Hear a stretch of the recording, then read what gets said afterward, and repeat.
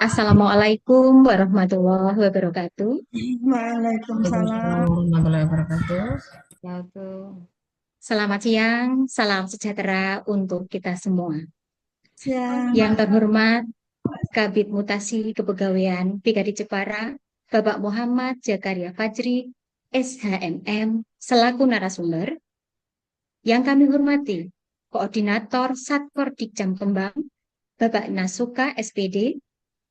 Yang saya hormati Waka Koordinator Satkor Dikjam Kembang, Ibu Eni Widarti, Eskom MM, selaku keynote speaker. Yang kami hormati pula Bapak Ibu Guru Hebat, peserta webinar yang berbahagia. Puji syukur kehadirat Allah Subhanahu wa Ta'ala, Tuhan Yang Maha Esa, atas segala karunia yang telah diberikan kepada kita semua. Siang hari ini, Rabu,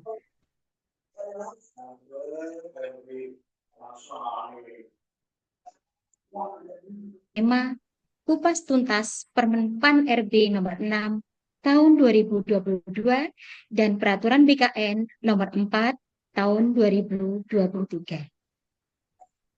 Bapak Ibu hadirin yang saya hormati, perkenalkan saya Mas Liatun dari SD Negeri 3 Sumanding sebagai moderator pada webinar hari ini.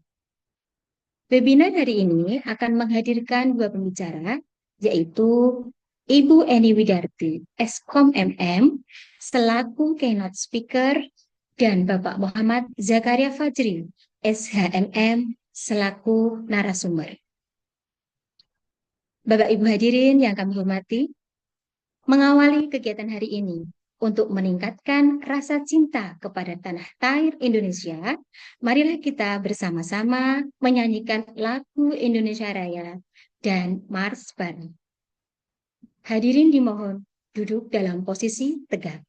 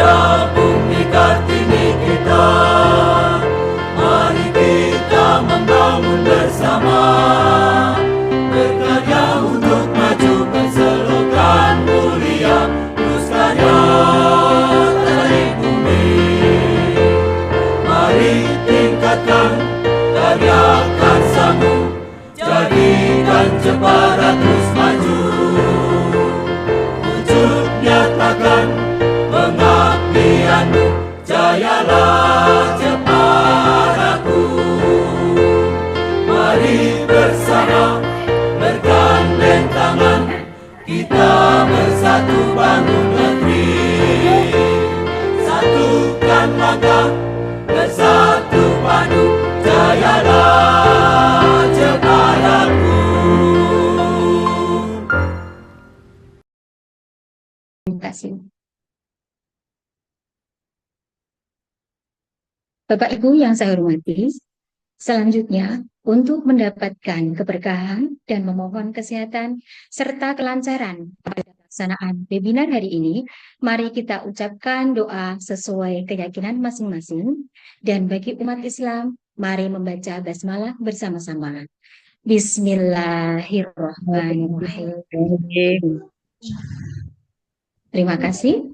Berikutnya adalah materi pengantar yang akan disampaikan oleh Wakil Koordinator Satkordikjang Kembang.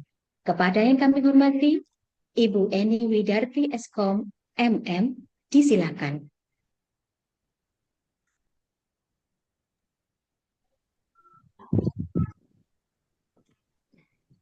Bismillahirrahmanirrahim.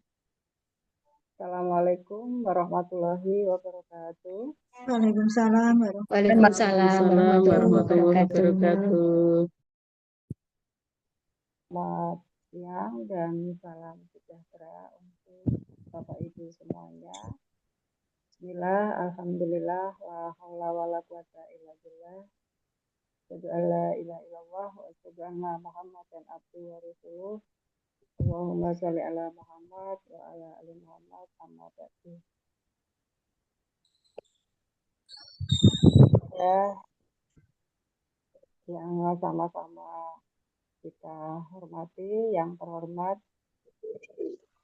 narasumber pada kesempatan yang sangat luar biasa ini, Bapak Muhammad Zakaria Fajri SHMH.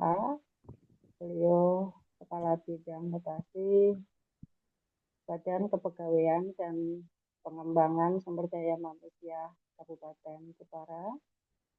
Yang saya hormati Bapak Koordinator Satpordi Kecamatan Kembang dan juga sekaligus sebagai Ketua Kombel Satpordi Kecamatan Kembang beserta dengan segenap pengurus, juga teman-teman host, teman-teman pada moderator, Mbak Tun, dan juga teman-teman tim Polopedia Satpordi Kecamatan Kembang. Dan yang saya hormati pula Bapak dan Ibu semuanya peserta webinar Kombel Satpordi Kecamatan Kembang. Pertama-tama mari kita panjatkan rasa syukur kita kehadirat Ilahi Robi Allah Subhanahu wa Ta'ala atas segala limpahan rahmat dan hidayahnya, sehingga pada kesempatan yang sangat baik ini kita masih diberikan limpahan nikmat berupa nikmat sehat dan nikmat tempat. Pada hari ini tanggal 12 Februari 2025 kita bisa bersama-sama untuk bersilaturahmi secara online, yaitu untuk melaksanakan rangkaian kegiatan webinar yang perdana di tahun 2025 dengan mengangkat tema Permen Pan RB nomor 6 tahun 2022, yaitu tentang pengelolaan kinerja pegawai, dan juga muaranya nanti pada peraturan BKN nomor 4 tahun 2023 tentang periodisasi kenaikan jenjang dan juga kenaikan pangkat bagi ASN, khususnya ini untuk PNS ya. Jadi disclaimer yang peraturan BKN ini disclaimer hanya untuk teman-teman atau Bapak Ibu PNS. Baik, Sholawat serta salam mari kita sanjungkan kepada Nabi besar Nabi Agung Muhammad Rasulullah Shallallahu Alaihi Wasallam yang tentunya kita senantiasa berharap akan selalu diakui sebagai umatnya dan juga beserta keluarga, sahabat, pengikutnya hingga akhir zaman nanti kita bisa selamat. Baik Bapak dan Ibu peserta webinar yang hadir pada kesempatan ini, izinkan saya Eni Widarti selaku Wakil Sator dan juga sekaligus yang menangani tentang pengelolaan kepegawaian, dalam hal ini admin CASN terkait dengan permajaan dan juga dalam hal usul kepangkatan dan kenaikan jenjang. Bapak Ibu yang saya hormati, latar belakang atau dasar tema pada kesempatan yang sangat baik ini adalah untuk Satkorti Kecamatan Kembang, data tahun 2025 ini masih banyak dari Bapak Ibu yang belum memahami sepenuhnya terkait dengan angka kredit. Angka kredit ini nanti muara daripada pengelolaan kinerja, dan di tahun 2025 ini juga banyak sekali Bapak Ibu yang mestinya sudah bisa mengikuti kenaikan jenjang dengan terlebih dahulu tentunya bisa mengikuti seleksi uji kompetensi kenaikan jenjang. Di data kami untuk ahli pertama ini masih ada sekitar 40 orang yang tentunya melihat data dari angka kredit integrasi dan juga konversi 2023-2024 tentunya ini sudah bisa untuk diusulkan atau untuk mengikuti uji kompetensi. Namun masih banyak yang belum memahami, artinya masih banyak yang sering bertanya, saya sudah bisa belum untuk naik jenjang atau hal-hal yang berkaitan dengan angka kredit, dan masih banyak yang belum memahami apa itu konvensional, integrasi, konversi, dan lain sebagainya, atau dalam istilah kita kalau di CASN itu ada PAK gabungan dan lain sebagainya, itu masih banyak yang belum memahami. Kemudian terkait itu juga bagaimana mekanisme untuk bisa mengikuti UKJJ tahun 2025. Ini karena memang e-kinerja BKN ini merupakan platform digital yang memang digunakan untuk memantau, melaporkan, dan mengevaluasi kinerja ASN. Itu kemudian harapannya, maksud dan juga tujuannya adalah nanti akan ada semacam pencerahan dan juga pengetahuan yang mendalam terkait dengan topik kita pada hari ini dengan mengangkat dua regulasi tersebut, dan harapannya tentunya webinar ini akan memberikan manfaat untuk Bapak dan Ibu semuanya, dan harapannya juga bisa berjalan dengan baik dan lancar dari awal sampai akhir. Bapak Ibu yang saya hormati, dalam kesempatan yang sangat baik ini tidak lupa kami sampaikan produk daripada peraturan BKN 4 2023 ini di Satpol Kembang, alhamdulillah yang sudah dilonceng di tahun 2024, dapat kami sampaikan ada sebanyak 59 yang sudah menerima SK kenaikan pangkat dan juga kenaikan jenjang sebanyak 6 orang, dan mohon maaf ada TMS atau tidak memenuhi syarat 4 orang karena terkait lagi-lagi masalah angka kredit. Gitu, ya. Jadi telah hadir di sini bersama-sama kita dan berkenan membersamai kita untuk mengupas dan juga sama-sama menggali bagaimana permasalahan-permasalahan yang ada di Satkorti Kecamatan Kembang, terutama untuk Bapak Ibu yang akan mengikuti seleksi UKHJJ. Harapannya dan juga ucapan terima kasih kami sampaikan yang pertama kepada Bapak Kabid Mutasi Bapak Muhammad Zakaria Fajri SHMH telah berkenan dan membersamai kita dan memberikan pencerahannya nanti, dan teman-teman bisa menanyakan secara langsung permasalahan-permasalahan yang dihadapi. Juga terima kasih kepada tim Kombel Satkorpi Kecamatan Kembang, juga tim Plopedia yang telah memfasilitasi ini, dan juga kepada Bapak dan Ibu peserta webinar pada kesempatan yang sangat luar biasa ini.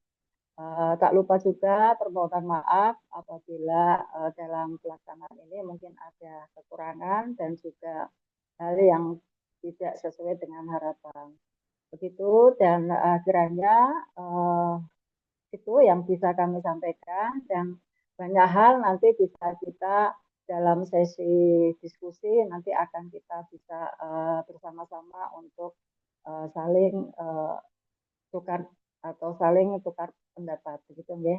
Dan untuk itu kepada Bapak Muhammad Zakaria Fajri, Bapak Ari untuk berkenan memberikan pencerahan, menyampaikan materi, dan teman-teman bisa mari kita simak bersama-sama. Baik, itu kiranya yang bisa kami sampaikan. Saya akhiri, wabillahi taufiq wal hidayah. Wassalamualaikum warahmatullahi wabarakatuh. Waalaikumsalam Waalaikumsalam warahmatullahi wabarakatuh.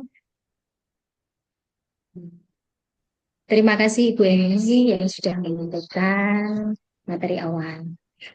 Bapak Ibu hadirin yang saya hormati, selanjutnya adalah materi inti yang akan disampaikan oleh Kabid Mutasi Kepegawaian PKD Jepara, Bapak Muhammad Zakaria Fajri, SHMM. Selamat siang, Bapak.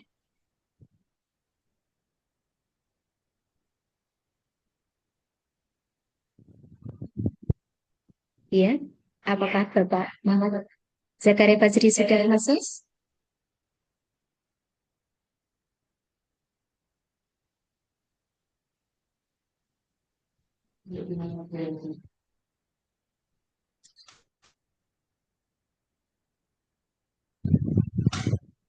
Iya.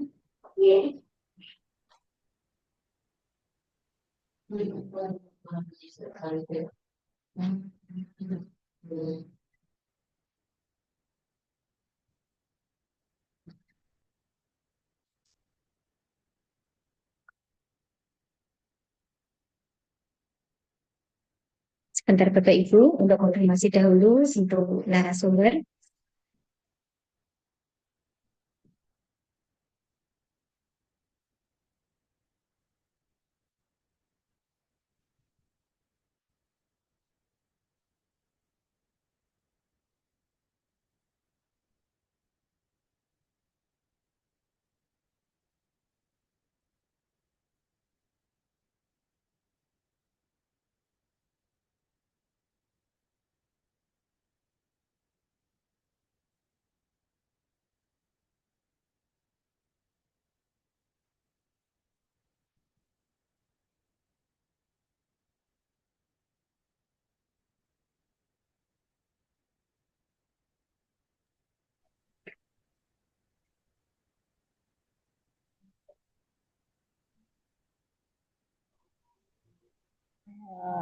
Mohon maaf Bapak Ibu, kami berikan waktu pada Bu Eni dahulu untuk menambahkan materi karena masih menunggu Bapak narasumber sedang sholat.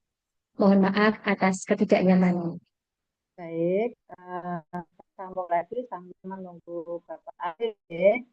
Baik, Bapak dan Ibu yang saya hormati, kembali kita tentang angka kredit ya. Tahun 2025 kami sudah menerima untuk bisa kami usulkan melalui CSN saat ini di periode April 2025 kami sudah mengusulkan sebanyak 8 untuk kenaikan pangkat dan 15 orang untuk kenaikan jenjang. Tentunya ini sudah lulus uji kompetensi, ya, sudah mengantongi sertifikat uji kompetensi. Namun ada 5 orang yang belum bisa kami selesaikan karena terkendala dengan angka kredit tahun 2024, termasuk di dalamnya di situ ada moderator kita Mbak Tun dan kawan-kawan ini, mohon maaf, jadi karena memang dari pihak PKD sendiri juga dibatasi, ya, deadline-nya itu hari Minggu kemarin tanggal 9 Februari, jadi nanti masuknya di periode berikutnya. Jadi kembali lagi mengingatkan Bapak dan Ibu silakan untuk mendaftarkan jika memang nilai angka kreditnya sudah memenuhi syarat untuk diajukan usulan kenaikan pangkat, ya silakan, nanti akan kami bantu untuk diusulkan, gitu ya. Dan mohon untuk Bapak dan Ibu juga bisa mengupdate My ASN-nya. Nah, ini deh My ASN, karena di situ termasuk profilnya, ya. Kemudian dicek lagi angka kreditnya sudah sesuai atau belum, gitu. Kemudian yang utama adalah di jabatan. Nah, ya, jabatan ini harus sesuai. Jadi untuk ahli pertama, ya, ahli pertama itu nama jabatannya saat ini, ya, saat ini nama jabatan untuk ahli pertama itu adalah guru ahli pertama. Jadi ada kata-kata ahlinya, ya. Nah, nanti dicek di MyASN-nya sudah sesuai atau belum. Nah, kemudian yang berikutnya adalah guru ahli muda, ya. Ahli muda dan guru ahli madya. Nah, itu ya. Jadi mohon karena ini jika tidak sinkron, tidak sesuai, maka dalam usulan kenaikan jenjang maupun pangkatnya juga nanti akan mengalami kendala. Kemudian yang lebih penting lagi bahwa dari e-kinerja, ya, dari aplikasi e-kinerjanya itu untuk dikirim ke si ASN. Nah, ini saya cek itu banyak kinerjanya masih di tahun 2022 dan 2023. Nah, itu harus diklik dikirim ke si ASN, ya, sambil mengingatkan. Nah, caranya adalah di kinerja itu yang di SKP tahunan, ya, SKP tahunan, kemudian klik atau kirim CSN. Itu jangan lupa, ya, jangan lupa itu. Kemudian untuk syarat ketentuan, ya, bisa diusulkan kenaikan pangkat. Ahli pertama itu minimal nilainya adalah 50. Nah, 50 ini diambil dari mana? 50 itu diambil dari angka kredit integrasi nggih, bukan integritas nggih. Suara saya bisa kedengar enggak Bapak Ibu? Suara saya bisa kedengar tidak? Dengar, Bu. Oh, kedengar ya. Baik. Ini masih banyak yang salah menyebutkan gitu deh, salah menyebutkan. Angka kredit itu nggih setelah di dikonversikan, ya, istilahnya itu angka penyetaraan, ya, angka penyetaraan itu namanya adalah angka kredit integrasi, bukan integritas, integrasi itu asalnya adalah dari angka kredit konvensional yang dikonversikan, ya, istilahnya seperti itu. Nah, kemudian dari angka kredit integrasi itu kemudian tinggal ditambahkan dengan atau dikonversi. Nah, konversi tahun 2023 dan konversi 2024. Nah, kalau sudah memenuhi dan sudah dapat dipertimbangkan, silakan dicukupi syarat ketentuannya. Itu banyak, deh. SKP-nya harus bernilai baik. Kemudian dokumen angka kreditnya mulai dari konvensional atau angka kredit yang dimiliki terakhir, kemudian integrasi, konversi 2023, dan juga konversi 2024. Nah, itu nanti kemudian ada 4 file itu, dan ada satu file yang namanya adalah PAK gabungan. Nah, okay. PAK gabungan ini terdiri dari PAK konvensional, kemudian PAK integrasi, kemudian satu lembar PAK konversi tahun 2023 yang lembar konversinya, dan 3 lembar untuk angka kredit konversi 2024. Jadi tidak boleh lebih dari 8 lembar. Ya. Nah, itu mohon untuk diperhatikan. Oke. Mbak Sun, apakah Bapak Zakaria sudah bergabung? Alhamdulillah sudah, Mbak. Sudah ya, berarti saya akhiri saja, ya. Oke, terima kasih atas tambahan materinya, Ibu. Oke, terima kasih sama-sama. Monggo Pak Ari, silakan. Bapak Ibu hadirin yang saya hormati, selanjutnya adalah materi inti yang akan disampaikan oleh Kabid Mutasi Kepegawaian BKD Jepara, Bapak Muhammad Zakaria Fajri, SHMM. Selamat siang, Bapak. Selamat siang. Terdengar Apa ya kabar hari suara ini, saya? Bapak? Iya, terdengar dengan jelas. Alhamdulillahirobbilalamin. Baik-baik, Alhamdulillah. Mbak. Dan ini Bapak Ibu semua Iya. baik-baik ya? Alhamdulillah. Bapak. Alhamdulillah baik, Bapak. Oke. Durasi waktu pemaparan materi adalah 1 jam, ya, Bapak. Oke, Dan Bapak Ibu siap. hadirin dapat mengajukan pertanyaan setelah materi selesai disampaikan dengan raise hand atau menulis di kolom chat. Kepada yang kami hormati, Bapak Muhammad Zakaria Fajri, SHMM, disilahkan. Siap. Oke. Bisa saya mulai ya sekarang ya?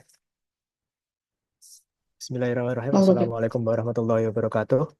Selamat siang, salam sejahtera bagi kita semua, Bapak Ibu yang kami hormati dari kelompok komunitas belajar kodir kembang ya, yang hari ini mengadakan pertemuan via Zoom di dalam kesempatan ini. Sebelumnya kita bersyukur kehadirat Allah Subhanahu Wa Taala, kita diberikan kesehatan, keselamatan, bisa berkumpul di layar ini di siang ini dalam keadaan sehat walafiat. Baik, sebelumnya mungkin tadi sempat saya mengikuti apa yang dipaparkan oleh Mbak Eni dari Satkodir Kembang. Mungkin itu saja cukup sih karena untuk kenaikan pangkat ya. Nah, nyambung apa nanti yang akan kami sampaikan, ada 2 materi yang kemarin dimintakan narasumber dari kami. Temanya saat ini memang luar biasa ya. Materinya kupas tuntas Permenpan RB nomor 6 tahun 2022 dan peraturan BKN nomor 4 tahun 2023. Saya rasa ini 2 aturan ini sudah kita laksanakan ya. Mungkin nanti kalau secara aplikatif sudah kita laksanakan. Mungkin kalau ada sekarang ini, mungkin kalau di di lingkup Bapak Ibu guru, memang ini ada dinamika-dinamika tertentu yang ada perubahan-perubahan yang didasari dari ketentuan yang diberlakukan oleh Kementerian Pendidikan dan Kemendikbudrismen. Mungkin nanti juga akan berpengaruh di pelaksanaannya. Nah, kalau berbicara tentang Permenpan 6 tahun 2022, ini kalau kita diminta untuk kupas tuntas ini seharusnya semestinya nggak bisa sehari. Karena kalau lihat dari peraturan Menpan nomor 6 tentang menjalankan kinerja ASN, ini kalau dilihat dari jumlah halamannya itu ada sekitar 240 ya. 240 lembar halaman yang mungkin kalau dibaca satu persatu kita bahas di siang hari ini, mungkin bisa jadi bisa sampai nanti malam Nisfu Saban juga kita nggak selesai. Seperti itu Bapak Ibu. Oke, mungkin nanti kita mulai dari yang Permenpan 6, Kemudian untuk yang peraturan BKN nomor 4 tadi mungkin sudah sedikit banyak disinggung oleh Mbak Eni tentang kenaikan pangkat periodenya, seperti itu sudah disampaikan. Mengenai persyaratan-persyaratannya juga tadi sempat saya dengarkan, saya ikuti benar apa yang tadi disampaikan Mbak Eni mengenai persyaratan-persyaratan yang ada di kenaikan pangkat. Mungkin kalau ini saya izin untuk share screen ya. Monggo Bapak.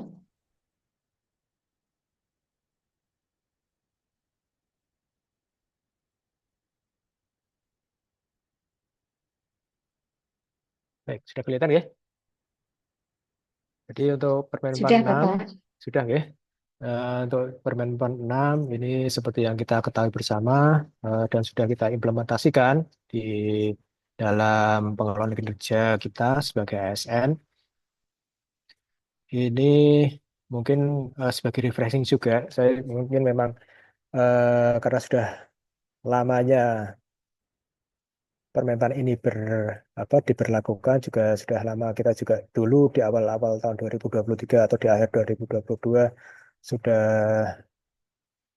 berulang kali kami di BKD maupun di OPD-OPD kita lakukan sosialisasi. Mungkin ini sebagai refresh lagi ya nanti untuk pengelolaan kinerjanya, karena kami yakin Bapak Ibu sudah melaksanakan dengan eh, pemberlakuan Permen 6 ini, di mana implementasinya ada di SKP, ya, SKP tahunan maupun periodik. Baik, untuk pengelolaan kinerja sendiri ada beberapa hal yang mungkin kami inginkan kembali lagi, bahwa sesuai dengan Permen 6 tahun 2022, bahwa untuk pengelolaan kinerja, baik itu untuk PNS maupun untuk P3K, di mana untuk ASN eh, kita baca lagi di pasal 3 bahwa pengelolaan kinerja itu berorientasi pada pengembangan kinerja pegawai. Itu tentunya seperti itu. Memang implementasinya nanti di SKP. Kemudian berorientasi juga pada pemenuhan ekspektasi pimpinan. Kemudian yang berikutnya adalah berorientasi pada pencapaian kinerja organisasi, seperti yang kita ketahui bersama. Kemudian hasil kerja dan perilaku kerja pegawai ini yang eh, mungkin baru muncul di pertemuan ini, bahwa untuk SKP itu meliputi hasil kerja dan perilaku kerja. Nanti kita jelaskan lebih lanjut. Kemudian selain itu juga untuk pengelolaan kinerja pegawai juga berorientasi pada dialog kinerja yang intens antara pimpinan dan pegawai. Ini nanti juga harus diimplementasikan secara keseluruhan. Kemudian di pasal 5 untuk pengelolaan kinerja pegawai terdiri dari perencanaan kinerja, kemudian pelaksanaan, pemantauan dan pembinaan kinerja pegawai yang meliputi pendokumentasian kinerja, pemberian umpan balik berkelanjutan, dan pengembangan kinerja pegawai. Kemudian pengelolaan kinerja juga terdiri atas penilaian kinerja pegawai yang meliputi evaluasi kinerja pegawai. Kemudian yang terakhir adalah tindak lanjut dari hasil evaluasi tersebut yang meliputi pemberian penghargaan dan sanksi. Kemudian di pasal 35 ini diamanatkan untuk pengelolaan kinerja pegawai dilaksanakan melalui aplikasi kinerja pegawai. Ini sudah kita laksanakan kalau di lingkup kami di yang non guru dan kepala sekolah, ini kita sudah menggunakan kinerja dari BKN, sedangkan dari lingkungan guru dan kepala sekolah ini menggunakan PMM dari Kemendikbud, dari Kemendikdasmen. Nah, ini tentu saja nantinya juga dari PMM tersebut eh, nantinya juga sekarang ini juga sudah ada ini ya, sudah terkoneksi dengan aplikasi kinerja dari BKN, di mana nantinya di mungkin kalau Bapak Ibu nanti bisa buka di aplikasi kinerja masing-masing, nanti bisa dimungkinkan untuk pembuatan konversi angka kredit. Di situ sudah ada fiturnya di aplikasi kinerja. Jadi setelah dilakukan penilaian di PMM, kemudian disinkronkan ke kinerja, di kinerja nanti ketika sudah muncul predikat kinerja, Bapak Ibu sekalian bisa mengkonversikannya ke dalam angka kredit tahunan. Atau nanti kalau dibutuhkan untuk kenaikan pangkat, Bapak Ibu bisa ngambil dari situ. Kemudian di pasal 35 juga eh, diatur juga memuat alur proses dan format pengelolaan kinerja pegawai. Kemudian aplikasi tersebut disiapkan oleh BKN. Ini sudah ada ya aplikasinya. Kemudian terintegrasi dengan platform tunggal pengelolaan kepegawaian. Ini aplikasi e-kinerja BKN sudah terintegrasi dengan CASN. Tadi sudah disampaikan oleh Mbak Eni bahwa untuk penilaian kinerja di tahunan ketika Bapak Ibu sudah melakukan penilaian di PNM kemudian disinkronkan dengan EKIN, jangan lupa eh, dikirimkan ke CASN melalui tombol yang ada di e-kinerja agar nantinya eh, dapat menambahkan secara otomatis di riwayat kinerja di CASN. Jadi nanti Bapak Ibu ketika nanti menggunakan atau mau diusulkan untuk kenaikan pangkat, seharusnya sudah dilakukan pengiriman predikat kinerja dari kinerja ke CASN. Jadi kalau itu memang menjadi satu mutlak, ketika nanti Bapak Ibu mau kenaikan pangkat tetapi belum ada sinkronisasi dari EKIN ke CASN, nantinya di riwayat Bapak Ibu belum muncul di riwayat kinerja 2 tahun terakhir, itu nanti akan secara otomatis tertolak di sistem pengusulan CASN. Karena nanti itu masuk di dalam validasi sistem pengusulan kenaikan pangkat. Baik, kami lanjutkan. Untuk ini daftar isinya mungkin bisa kita lewati dan kemudian kita refresh sedikit tentang pengelolaan kinerja pegawai ASN, di mana untuk eh, pengelolaan kinerja pegawai ini sudah berulang kali ada reformasi untuk peraturannya. Jadi ada perubahan dari peraturan dari tahun 1952 sampai sekarang ini ada di Permenpan 6 tahun 2022. Monggo bisa dilihat di situ mulai dari PP 10 tahun 1952 tentang daftar pernyataan kecakapan pegawai negeri. Terus kemudian di PP 1079 juga ada pelaksanaannya. Kemudian di PP 46 2011 juga diatur juga tentang penilaian prestasi kerja PNS. Ini dulunya yang masih berupa dokumen DP3 gitu Bapak Ibu. Kalau yang mungkin Bapak Ibu yang PNS yang senior ya masih menangi. Saya juga dulu menangi untuk penilaian kerja menggunakan DP3 yang lembarnya besar itu. Terus kemudian sejak adanya Undang-Undang 5 tahun 2014 tentang ASN, ini kemudian ada pembaruan di penilaian kerja PNS dengan munculnya PP 30 tahun 2019. Ini. Terus kemudian dengan ada pembaruan lagi dimunculkan PP 30 tahun 2019 dan PP 49 tahun 2012 tentang P3K.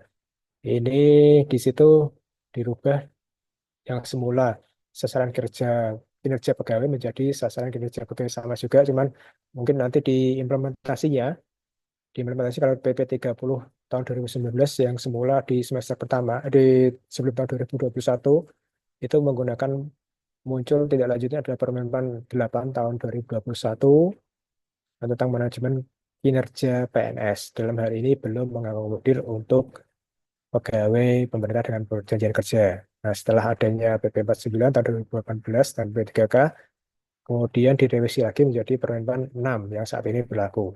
Permenpan 6 tahun 2022 tentang pengelolaan kinerja pegawai ASN, di mana ruang lingkupnya sudah meliputi pegawai PNS dan P3K. Ini untuk poin-poin perubahannya dari Permen 8 ke Permen 6 tahun 2022, di mana untuk judul jelas Permen yang baru meliputi pengelolaan kinerja ASN, di mana sebelumnya untuk Permen 8 adalah untuk pengelolaan kinerja pegawai negeri sipil. Ini secara judul sudah jelas meliputi ruang lingkupnya adalah PNS dan P3K. Kemudian untuk perilaku kerja juga ada perubahan, di mana di Permen 6 sudah mengakomodir core values ASN, ya, di mana yang berakhlak itu tadi, ya. Nanti akan kami jelaskan lebih lanjut untuk core values ASN berakhlak. Kemudian untuk mekanisme kerja mengakomodir juga mekanisme kerja yang agile atau lincah, yang di mana eh, mekanisme kerja yang agile ini mendukung kebutuhan organisasi yang lincah dan dinamis dalam menghadapi perubahan dunia yang semakin cepat. Kemudian memisahkan antara SKP dan angka kredit. Kalau dulu SKP untuk fungsional, terutama untuk yang Bapak Ibu guru yang ada di sini, ya. Ini kan dulu kalau SKP harus disesuaikan dengan butir-butir kegiatan yang ada di angka kredit. Di apa di masing-masing peraturannya. Untuk saat ini dengan berlakunya Permen 6 ini eh, berdasarkan kinerja organisasi, target organisasi itu nanti kan yang dijadikan dasar untuk pemenuhan atau penetapan RHK atau rencana kerja yang akan dicantumkan dalam SKP. Jadi di sini untuk predefinite task atau tugas yang sudah ditentukan di awal sudah tidak lagi jadi acuan utama dalam menentukan kinerja pegawai. Klarifikasi, ekspektasi, dan dialog kinerja diharapkan lebih sering dilakukan oleh pimpinan dan pegawai. Jadi kalau dulu eh, SKP yang model lama atau DDP3 mungkin targetnya itu sudah ditetapkan di depan dan itu harus dilakukan sampai dengan akhir penilaian harus seperti itu terus. Kalau dengan adanya Permen 6 ini sangat dimungkinkan lagi dinamika perubahan-perubahan RHK atau perubahan target menyesuaikan dengan dinamika yang terjadi, atau mungkin ada perubahan-perubahan target itu masih bisa dilakukan perubahan target di pertengahan tahun. Kemudian ini untuk poin-poin detailnya mungkin akan tadi sudah mungkin beberapa sudah kami singgung perubahan dari Permen 8 ke Permen 6. Secara ruang lingkup tadi sudah kami jelaskan. Terus kemudian tahapannya hampir sama, ya, meliputi perencanaan, kemudian pelaksanaan pemantauan dan pembinaan, kemudian juga penilaian dan tindak lanjut hasil evaluasi kinerja pegawai yang meliputi pemberian penghargaan dan sanksi. Kemudian untuk perilaku kerjanya ini kalau di Permen 8 ini hampir sama dulu di DP3, itu meliputi orientasi pelayanan, komitmen, inisiatif kerja, kerjasama, dan kepemimpinan. Nah, sedangkan di Permen 6 ini sudah menggunakan Core Values ASN yang merupakan pengembangan dari PP 30 tahun 2019, di mana terdiri dari 7, ada berorientasi pada pelayanan, akuntabel, kompeten, harmonis, loyal, adaptif, dan kolaboratif. Kemudian untuk standar perilaku kerja, ini tadi menggunakan core value ASN tanpa prevalent dan dapat diberikan ekspektasi khusus pimpinan atas perilaku ASN. Jadi pimpinan dapat memberikan ekspektasi di luar core value ASN, di mana pastinya tidak melenceng jauh dari nilai-nilai yang disebutkan tadi, 7 nilai tadi. Kemudian kalau untuk format PSKP terdiri dari 2. Kalau dulu di Permen 8 ada model dasar dan model pengembangan. Sedangkan kalau yang di Permen 6 ini terdiri dari menggunakan 2 model, dapat dilakukan salah satu, yaitu pendekatan indikator secara kuantitatif atau kualitatif, di mana SKP adalah rencana kerja yang memuat hasil kerja dan perilaku kerja. Ini kalau untuk contoh tabelnya ada di bawah untuk yang kuantitatif dan kualitatif. Kalau kuantitatif seperti yang apa yang dijadikan SKP sekarang ini ya, Bapak Ibu sudah menyusun, ada rencana kerja, aspek, indikator kinerja individu, sudah targetnya berupa angka-angka yang jelas berupa kuantitatif. Kalau untuk yang kualitatif ini sama, sebenarnya sama dengan apa yang ada di kuantitatif, cuman ini lebih target dan indikatornya ini dijadikan narasi. Ini ini mungkin kalau secara target dan apa isi indikatornya yang bersama. Cuman kalau yang kuantitatif ini jelas targetnya, kalau yang kualitatif ini dibentuk dalam satu narasi-narasi. Kalau yang di kinerja ini memang kita lebih mudah menggunakan yang aspek kuantitatif. Sedangkan memang kalau di kinerja BKN itu memang bisa dilakukan pendekatan menggunakan indikator kuantitatif maupun kualitatif. Cuman kalau di Jepara sendiri kita sudah eh, lebih lebih cenderung ya menggunakan indikator yang kuantitatif di mana target-targetnya sudah memang jelas di situ dituangkan. Kemudian untuk di poin penilaian kinerja, kalau di perbandingan 8 menggunakan rumus-rumus matematis, memang dulu kalau di perbandingan 8 itu ada penghitungan sendiri, jadi antara target dan dibandingkan dengan realisasi nanti akan dikalikan dengan persentase, di situ menggunakan rumus-rumus matematis. Sedangkan kalau di perbandingan 6 ini kita sudah menggunakan eh, kombinasi antara hasil kerja dan perilaku kerja, di mana itu nanti akan dikomunikasikan dalam kuadran kinerja yang 9 kotak. Nanti mungkin akan ada tampilan di tampilan berikutnya. Kemudian metode cascading merupakan paduan dalam menyusun kinerja. Nah, ini cascading ini adalah mungkin Bapak Ibu yang sudah dipraktekkan adalah di mana target dari pimpinan itu akan dibagi ke bawah ke staf di bawahnya secara kalau di kami ya di DOPD kan berjenjang ya.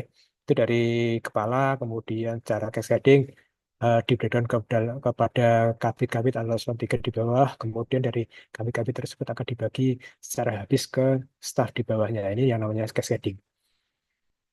Kemudian untuk hubungan antara SKP dan angka kredit dalam CF, di dalam permen 6 ini kinerja CF sudah tidak lagi dikaitkan dengan butir kegiatan dan angka kredit.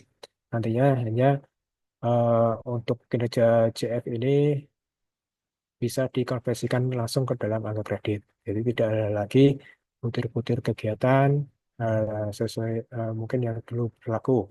Dan ini nyambung dengan apa yang dituangkan dalam Permen 1 2023, mana untuk butir kegiatan untuk penilaian eh, jabatan fungsional hanya menggunakan konversi dari SKP.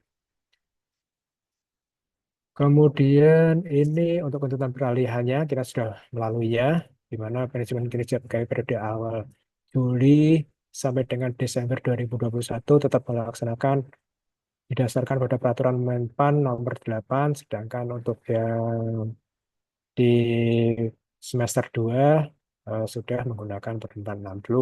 Mungkin kalau di awal-awal implementasi dari permenpan ini dulu mungkin masih ingat ya di dalam 1 tahun ada dua SKP yang harus dipenuhi, di mana untuk di SKP di semester pertama menggunakan format yang lama, kemudian di yang SKP yang kedua di semester kedua menggunakan format yang baru, kemudian diintegrasikan di situ. Kemudian prinsip umum ini isu-isu kinerja pegawai nanti hanya sebagai pengetahuan saja bahwa untuk isu-isu kinerja pegawai yang mungkin sekarang dulu atau mungkin sekarang masih berlaku ya, masih ada isu-isu tentang kinerja pegawai ini eh, diperlukan evaluasi di reformasi birokrasi di mana keselarasan kinerja antara organisasi dan kinerja individu memang ini harusnya eh, selaras ya. Jadi antara kinerja organisasi dan kinerja individu harusnya kinerja organisasi itu mendukung dari kinerja organisasi. Ini di pertemuan 6 juga diwadahi. Kemudian transformasi dari PP 46 2011 menjadi PP 30 di mana dulu eh, nomenklatur masih menggunakan kerja, kata kerja. Dulu kan kalau kalau di SKP yang lama, yang model lama itu kata kuncinya adalah kata kerja. Dulu memang misalnya mengelola apa, kemudian mengetik apa. Nah, sekarang kalau dengan adanya PP 30 kemudian tidak lanjuti dengan Permen 46, kata kunci tersebut sudah dihilangkan, di mana untuk RHK sendiri rencana hasil kegiatan itu sudah merupakan hasil hasil kerja atau hasil kinerja. Jadi output dari RHK itu apa sih langsung disebutkan di situ. Nah, kalau di kami, misalnya kalau untuk di RHK sendiri sudah bukan lagi melupakan tata kerja lagi seperti yang dulu, tapi sudah menunjuk misalnya dokumen SK dalam 1 tahun targetnya berapa seperti itu. Ini berbeda yang menjadi perbedaan di situ. Kemudian evaluasi sistem merit meliputi skema remunerasi pegawai. Kemudian dari isu-isu tersebut juga muncul kelemahan kinerja pegawai yang mungkin ini perlu diperhatikan bersama, di mana untuk pemahaman indikator kerja, di mana pegawai perlu memahami bagaimana menyusun indikator kerja, kemudian eh, menentukan keberhasilan kinerja individu yang mencerminkan ekspektasi pimpinan dalam rangka mencapai kinerja organisasi. Karena ini mungkin yang terjadi di OPD-OPD. Kalau untuk yang Bapak Ibu guru kan sudah ditentukan di PMM ya. Kemudian untuk sistem manajemen kinerja, pegawai perlu memahami bahwa kinerja individu dikelola dalam suatu proses yang sistematis dan memiliki tujuan akhir untuk mengembangkan kinerja pegawai. Jadi seharusnya dengan sistem manajemen kinerja ini, pembagian target kinerja itu bukan hanya untuk menyelesaikan tugas atau menyelesaikan target, tapi juga harus memikirkan bahwa pembagian target tersebut juga merupakan harusnya dijadikan sarana untuk pengembangan dari pegawai tersebut. Kemudian yang masalah berikutnya adalah leadership terhadap di sini ini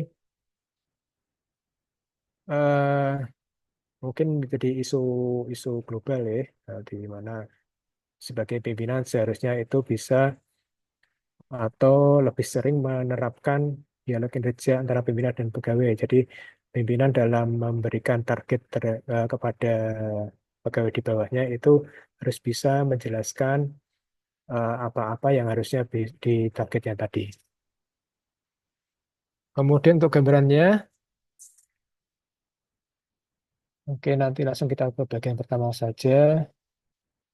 Ini eh, menerapkan ekspektasi, prosedurnya seperti apa, kemudian rincian seperti apa. Nah, ini kalau di secara alur ya, sebelum SKP itu sampai ke tempat Bapak Ibu semua, sebelum ditentukan dalam SKP JF atau JA, JA ini adalah jabatan administrasi dan untuk JF adalah jabatan fungsional.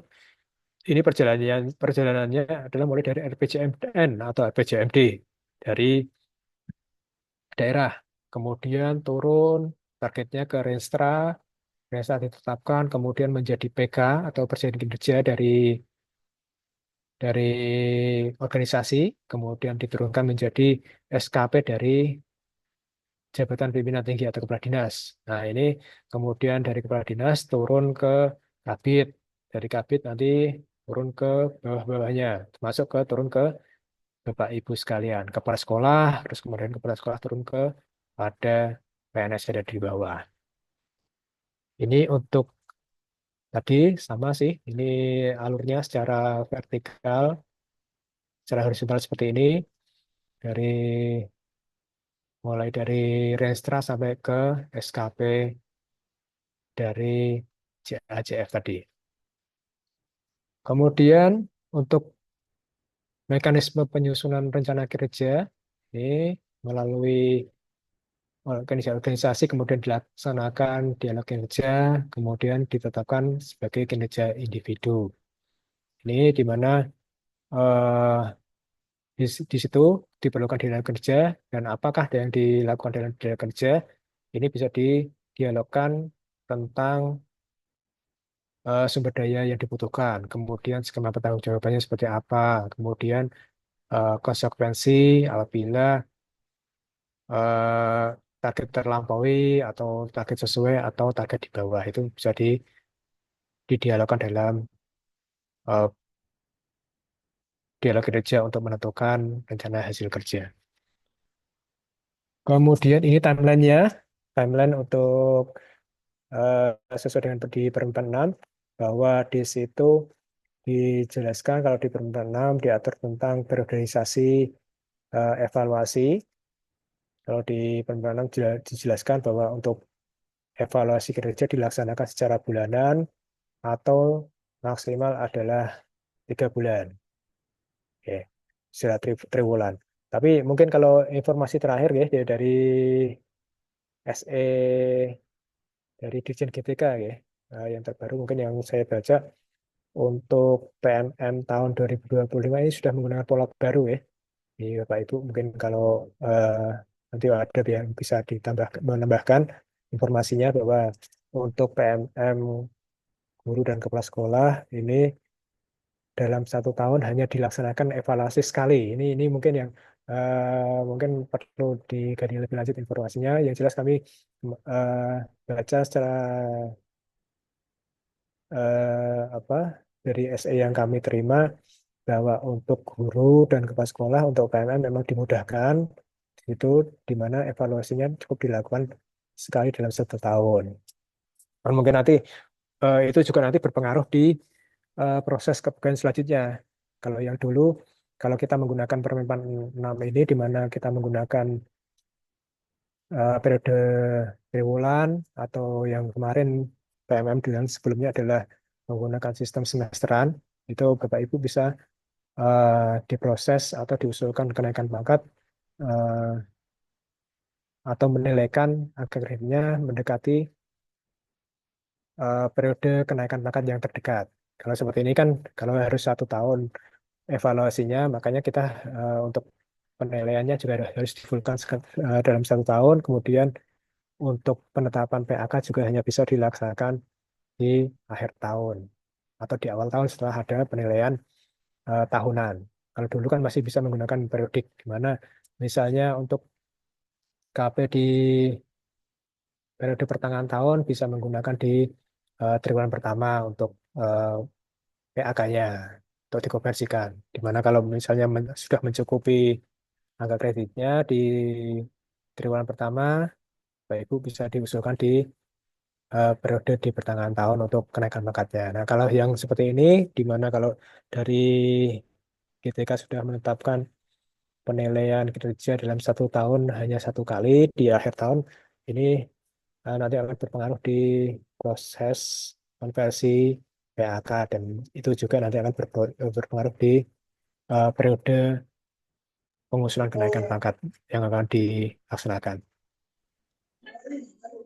Kemudian untuk di dialog kinerja tadi juga dibahas tentang perilaku kerja. Itu juga selain kalau tadi yang pertama yang di dialog kerja itu dikomunikasikan tentang hasil kerja yang dikehendaki. Kemudian juga dimungkinkan untuk ditetapkan atau didialogkan tentang perilaku kerja yang akan dikehendaki oleh pejabat penilai atau atasan langsung. Nah, ini untuk eh, perilakunya, untuk perilaku yang dijadikan target juga di dalam SKP, di mana untuk yang pertama, ini mungkin Bapak Ibu sudah bisa baca sendiri di SKP yang ada di tempat Bapak Ibu semua. Ada tujuh core values untuk perilaku, panduan perilaku.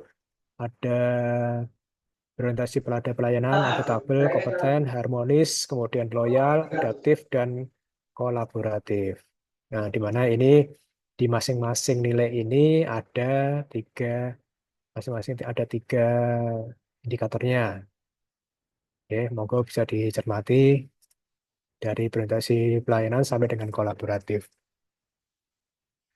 Kemudian untuk penetapannya, skemanya seperti ini, mulai dari dialog kerja, kemudian pembagian peran dan hasil.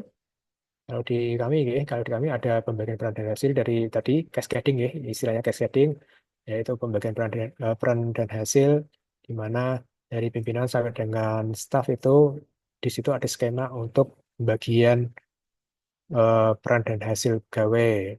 Nah, dari atas dari BCPT sudah ada perjanjian kerja, kemudian ditetapkan SKP-nya oleh pimpinan atas dari JPT, kemudian dari SKP JPT yang sudah ditetapkan tadi di breakdown atau di cascading ke bawah, mulai dari kabit sampai ke staff. Ini juga berlaku pada Bapak Ibu guru, di mana cascading atau pembagian RHK-nya Bapak Ibu susun itu merupakan eh, pembagian dari cantolannya adalah dari pimpinan sampai ke kepala dinas. Kemudian ini untuk mekanisme tadi kami sampaikan untuk mekanisme penetapan dalam penugasan ini tadi kami sampai di awal bahwa untuk SKP Perempuan 6 ini mendukung sekali eh, sistem kerja yang agile atau lincah, di mana misalnya ada penugasan, mungkin kan ini yang berlaku di Bapak Ibu itu adalah penugasan guru ke sekolah lain. Ini mekanismenya seperti ini. Jadi dari penugasan tetap cascading-nya atau tugasnya itu dari misalnya misalnya si A ditugaskan dari SD 1 ditugaskan ke SD 2. Nah, ini untuk penugasannya itu adalah dari nantinya yang target kerjanya itu berdasarkan dari penugasan dari SD 2. Kemudian tapi untuk penilaiannya tetap dinilai oleh kepala SD di mana status kepegawaian yang bersangkutan itu nempel. Jadi masih SKP-nya masih ditandatangani oleh kepala SD yang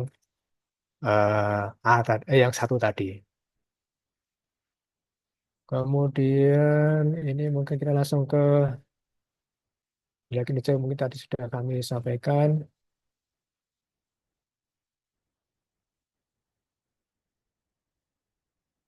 Ini tadi yang mungkin kami sampaikan di awal bahwa target kerja yang ditetapkan di depan itu bukan suatu standar yang mutlak, jadi tetap masih bisa dirubah sepanjang tahun, di mana kalau ada perubahan kebijakan, kemudian ada perubahan target organisasi, itu sangat dimungkinkan sekali untuk dilakukan perubahan di sepanjang tahun. Ini. Kemudian ini untuk format SKP-nya dari JPT, ini mungkin bisa kita lewati. Ini juga untuk format JAJF. Jadi memang kalau di paparan ini banyaknya yang memenuhi adalah format formulir SKP-nya Bapak Ibu ya. Jadi baik itu JPT, JA, JF itu di dalam slide ini memang sedikit memakan ini eh, volume masing-masing ada dua. Tadi kami sebutkan kuantitatif dan kualitatif masing-masing itu ada contohnya di peran ini. kami lewati saja. Terus kemudian untuk pelaksanaannya, di pelaksanaan itu ini mungkin ya kami singgung sedikit ya. Untuk pemberian umpan balik ini akan berlaku di pelaksanaan, di mana untuk atasan itu dalam dialog kinerja di pelaksanaan itu dimungkinkan memberikan umpan balik kepada PNS yang dinilai, di mana ketika PNS mengalami atau ASN itu mengalami kesulitan dalam pelaksanaan kerja, bisa dilakukan konseling atau bimbingan kepada yang bersangkutan, ya itu memberikan feedback atau umpan balik ya kepada PNS yang mungkin mengalami masalah dalam pelaksanaan kerjanya, baik itu hasil terhadap hasil kerja maupun perilakunya, maka diberikan eh, feedback pada yang bersangkutan agar yang bersangkutan dapat memenuhi target yang telah ditetapkan di depan. Kemudian eh, pelaksanaannya kapan? Monggo bisa sepanjang tahun itu bisa dilaksanakan feedbacknya ketika itu dibutuhkan. Kemudian ini secara implementatif di e-kinerja juga ada itu untuk pelaksanaan umpan balik tersebut. Monggo bisa dipelajari di aplikasi e-kin tersebut. Kemudian untuk evaluasi, ini untuk penilaiannya mungkin akan kami langsung ke pola ini ya, prosedurnya ya. Pola prosedurnya kalau sesuai dengan Permen 46 ini eh, seharusnya sebelum ditetapkan predikat pegawai itu ditetapkan dulu predikat kinerja organisasi. Kemudian setelah predikat organisasi tersebut dinilai, baru kemudian ditetapkan pola distribusi predikat kinerja pegawai, mana yang eh, sangat baik berapa, kemudian yang baik berapa, kemudian yang butuh butuh perbaikan ada berapa itu nanti berpengaruh ke situ. Tapi di praktek kita eh, sesuai dengan eh, penilaian hanya hanya berdasarkan penilaian atasan saja. Tapi secara aturan seharusnya untuk menetapkan kerja pegawai tersebut itu harus memperhatikan capaian atau predikat kerja organisasi terlebih dahulu, baru nanti ditetapkan pola distribusinya, mana nanti akan terlihat dari kurva kurva kurva distribusi pegawai ya, nanti akan ada di belakang. Nah, itu untuk alurnya seharusnya yang pertama adalah menetapkan kinerja organisasi, kemudian menetapkan pola distribusi, kemudian yang berikutnya adalah menetapkan predikat pegawai. Ini sangat mungkin kalau secara implementasi ini perlu perlu perhatian khusus. Nah, ini untuk capaian kerja pegawai organisasi, di mana itu terdiri dari predikat istimewa, ada yang baik, kemudian cukup, kurang, maupun sangat kurang. Ini tahap pertama. Kemudian setelah capaian organisasi itu diketahui, baru ditetapkan pola distribusi pegawai ini dengan memilih kurva yang sesuai dengan capaian organisasi tadi. Kalau istimewa ada kurvanya tersendiri, kemudian kalau baik ada kurvanya tersendiri, cukup juga ada, kurang juga ada tersendiri, kemudian sangat kurang juga ada bentuk kurvanya tersendiri. Jadi dari situ nanti bisa ditetapkan untuk predikat kinerja peredik pegawai. Ini. Nah ini. Nah ini eh, tadi kami sampaikan bahwa untuk kinerja organisasi ini yang kemudian ditetapkan pola distribusinya seperti ini. Jadi untuk organisasi yang nilainya sangat kurang, itu di situ sebagian besar, sebagian besar itu pegawai bekerja sangat kurang. Kemudian namun dimungkinkan terdapat pegawai yang berpredikat kerja sangat baik, baik, cukup, dan atau kurang ini. Jadi sebagian besar pegawai berkelakuan atau berpredikat sangat kurang. Nah, kemudian untuk eh, organisasi yang penilaiannya kurang, ini kurvanya seperti ini. Ada tadi eh, mayoritas pegawainya berkinerja kurang. Kemudian untuk organisasi yang predikat kerjanya butuh perbaikan, mayoritas ada di cukup. Kemudian kalau yang ini kerjanya baik, itu mayoritas di baik dan dimungkinkan ada di sangat baik juga masih ada dimungkinkan. Kemudian yang cukup ada juga atau yang sangat kurang ini sangat sedikit. Nah, ini untuk yang istimewa, di mana mayoritas untuk pegawainya berpredikat sangat baik. Ini ini mungkin yang nanti belum bisa kita implementasikan di bawah. Nah, ini sangat sangat apa ya? Sangat berpengaruh untuk pola distribusi ini. Jadi harus ada pegawai yang nilainya baik, cukup atau kurang sesuai dengan kurva yang ada di sini. Ini kan sangat susah sekali untuk diimplementasikan.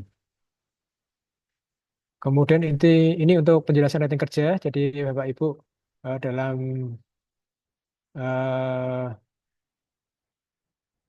dalam pemberian penilaian untuk hasil kerja ini di atas ekspektasi manakala apa, kemudian sesuai ekspektasi dikala apa, kemudian di bawah ekspektasi ada catatan sendiri, ada panduannya. Nah, ini untuk panduannya tadi kami sampaikan bahwa eh, penilaian atau predikat kinerja itu merupakan perpaduan dari matriks hasil kerja dan perilaku kerja, di mana nanti bisa ditentukan di sini, di mana ketika hasil kerja itu sesuai ekspektasi dan perilaku sesuai ekspektasi maka akan ketemu di sumbu atau di kuadran baik. Kemudian apabila di perilaku ini sangat baik, di atas ekspektasi, kemudian hasil kerja ini di atas ekspektasi, maka akan ketemu juga di sangat baik. Nah, ini mungkin untuk hasil kerja ini sangat dimungkinkan sekali untuk mencapai capaian kinerja di atas ekspektasi. Cuman untuk perilaku ini, mungkin ini yang sangat susah sekali karena sesuai dengan panduan yang ada di Perintah 6 ini, bahwa untuk rating perilaku kerja untuk di atas ekspektasi ini pegawai harus secara konsisten menjalankan core value ASN untuk diri sendiri dan untuk orang lain. Ini kata konsisten ini yang mungkin sangat susah sekali kalau dicapai Bapak Ibu. Kalau masih sesuai ekspektasi ini, pegawai secara konsisten menjalankan core values ASN untuk diri sendiri mungkin masih bisa bisa dicapai ya Bapak Ibu. Kalau untuk yang di atas ekspektasi untuk perilaku kerja ini eh, bisa, cuman mungkin sangat sulit sekali untuk mencapainya. Jadi kalau secara umum apa yang tadi kami sampaikan, kalau misalnya hasil kerja di atas ekspektasi, tapi kalau perilakunya sesuai ekspektasi, maka akan ketemu di kuadran baik ini. Ini mungkin maksimalnya di situ sih kalau untuk ASN. Kemudian ini juga dijelaskan juga tentang SKP untuk pegawai yang mutasi dan diberikan penugasan. Jadi misalnya ada PNS A yang dimutasikan di pertengahan tahun. Kalau dulu, kalau dulu SKP dulu penilaiannya ada separuh di unit yang lama, kemudian separuh di unit yang baru, kemudian diintegrasikan. Kalau yang sekarang ini dengan adanya perintah 6 ini cukup dinilaikan di unit kerja yang baru saja. Jadi terakhirnya di mana? Nah, itu nanti yang dijadikan dasar untuk penilaian SKP-nya. Jadi yang ditetapkan hanya eh, pejabat pimpinan di unit kerja baru saja, tidak perlu dua-duanya. Ini untuk tugas belajar juga sudah diatur untuk evaluasinya berdasarkan dari evaluasi akademik, bisa dari nilai maupun dari oleh pejabat kerja di bagian akademik di tempat yang bersangkutan ini belajar. Ini sama, ini masih masih seperti format-formatnya, oke. Untuk evaluasinya, kalau kita sudah menggunakan EKIN maupun Bapak Ibu sudah menggunakan PMM, kami rasa ini sudah familiar dengan formulir-formulir ini. Ini sama juga di dokumen evaluasi kerja juga output dari EKIN juga ada untuk dokumen ini.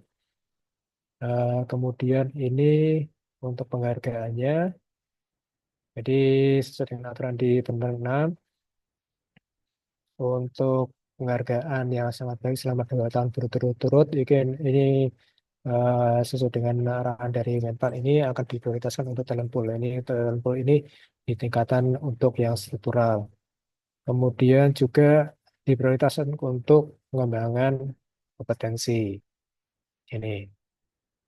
Terus kemudian untuk sanksinya, apabila itu untuk jabatan administrasi maupun jabatan fungsional, apabila tidak tercapai targetnya, akan diberikan waktu 6 bulan untuk memperbaiki kinerjanya. Setelah 6 bulan, apabila memenuhi ada perbaikan, berarti normal. Kemudian kalau tidak memenuhi, masih 6 bulan masih belum belum memenuhi target kinerjanya, maka akan dilaksanakan uji kompetensi kembali. Kemudian apabila ada dua ini ya, ada dua apa, dua dua kemungkinan dari uji kompetensi tersebut, misalnya tidak sesuai dengan kompetensi akan dipindahkan ke jabatan lain sesuai dengan kompetensi yang dimiliki atau ditempatkan kepada jabatan yang lebih rendah sesuai dengan ketentuan peraturan perundang-undangan. Bisa juga apabila sementara waktu apabila ditempatkan sementara di jabatan tertentu dalam waktu 1 tahun, eh, apabila tidak tersedia lowongan untuk kembali akan diberhentikan dengan hormat. Ini. Ini untuk Permen 6. Untuk yang di Perka 4 ya, tentang periodisasi kenaikan pangkat, mungkin akan ganti slide ya.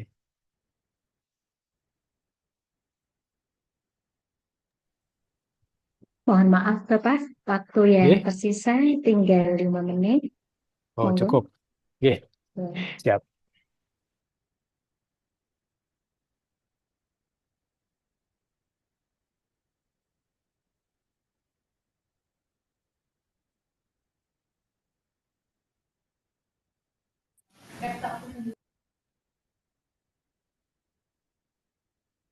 Ini ya, untuk peraturan nomor 4 tahun 2023 tentang periodisasi kenaikan pangkat, bahwa untuk ini dasar-dasarnya nanti bisa dibaca oleh Bapak Ibu. Kami juga sudah ada surat edaran dari Sekda tentang periodisasi kenaikan pangkat di lingkungan Pemda Kabupaten Jepara. Di situ sudah memuat tentang penjadwalan kapan diusulkan dan kapan berakhirnya pengusulan. Ini mohon diperhatikan oleh Bapak Ibu agar supaya tidak terlewatkan dalam pengusulan kenaikan pangkat. Kemudian pokok-pokok untuk perkara 4 ini yang